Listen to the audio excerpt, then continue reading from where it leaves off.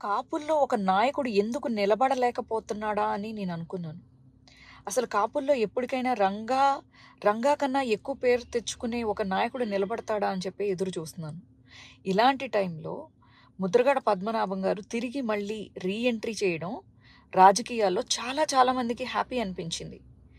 కాపుల కోసం ఇన్ని ఉద్యమాలు చేసి, ఇన్ని రకాలుగా గొంతెత్తి, పోలీస్ స్టేషన్‌లకి వెళ్ళి, కేసులు పెట్టించుకుని, వాళ్ళ వైఫ్‌ని లంకారాలతో తిట్టినా గానీ, అలాగే కొట్టించుకుని పోలీసులతో, ఇన్ని రకాల దాష్టికాలకు పాల్పడినా గానీ, ఆయన ఇంకా ప్రజలకేదో చెయ్యాలి అనే ఉద్దేశంతో ఉన్న ఆయన్ని అసల పావలాగాడు.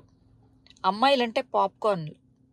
అమ్మాయిలంటే అసలు ఎన్ని పెళ్ళిళ్ళు చేసుకుంటాడో వాడికి లెక్కలేదు. ఎంతమంది పిల్లల్ని కంటాడో వాడికి లెక్కలేదు. దేశం మీద, రాష్ట్రం మీద, లేడీస్ మీద ఏమాత్రం గౌరవం లేనివాడు ఒకడున్నాడు అంటే వాడు పావలాగాడు. అలాగే అమ్మాయిల్ని వాడి కామం కోసం ఎంతమందిని వాడుకుంటాడో. ఇప్పుడు రుక్మిణి, అంతకుముందు షీల, పార్వతి, పూనం, ఇలా చెప్పుకుంటూ పోతే పెద్ద లిస్ట్ తయారవుతుంది. కొంతమందిని అన్యాయం చేస్తే కొంతమందిని న్యాయంగా కట్టుకుని ఇప్పటికీ పార్టీలో ఉన్న చాలామంది లేడీస్ని వాడుకుంటున్న ఇతన్ని లంకలో రాక్షసిలాగా, మరి ఆమె తాగి ఉందా ఏంటి అనేది అర్థం కావట్లేదు. ఆమె వాయిస్ కూడా ముద్దుగా వస్తుంది.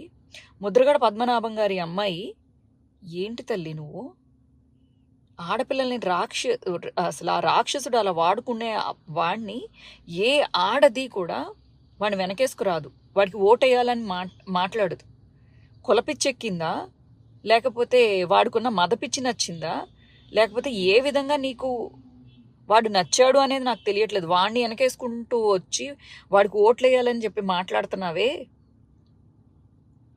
అసలు మీ నాన్న ఎంత పెద్ద ఉద్యమకారుడమ్మా. పావలాగాడు ఏం చేశాడు? ఏ ఉద్యమం చేశాడు? దేని గురించి పోరాడాడు?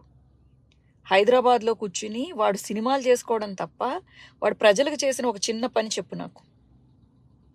పార్టీకి ఇచ్చిన ఫండ్లు కూడా వాడు సొంత ఆస్తులు కొనుక్కున్నాడు తల్లి. కాపులు అనేక మంది ఫండ్లు ఇస్తే ఆ ఫండ్లకు లెక్క పత్రాలు లేవమ్మా. ఆ స్నేక్ బాబు గాడు వస్తాడు, డబ్బులు వసూలు చేస్తాడు. చిన్న పిల్లలు, జనసేన పిల్లలు, వాళ్ళ దగ్గర నుంచి కూడా వసూలు చేస్తారు. ఆ డబ్బులు ఏమైపోయినాయి అంటే లెక్కలేదు.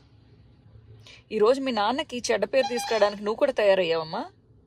మా జగనన్నకి 2 కొరివిదెయ్యాలు ఉన్నారు. నువ్వు ముద్రగడ పద్మనాభానికి ఆయన గారికి నువ్వు ఒక దానికి తయారయ్యారు. ఏందమ్మా, పుట్టింటికి నిప్పులు పెట్టే మీలాంటి ఆడోళ్ళని ఏం చెయ్యాలి? ఏమేస్తే చింతబరికి ఇచ్చుకుని ఏమన్నా అంటే సోషల్ మీడియా రెస్ట్రిక్షన్స్ చేత మాట్లాడలేకపోతున్నాను నేను.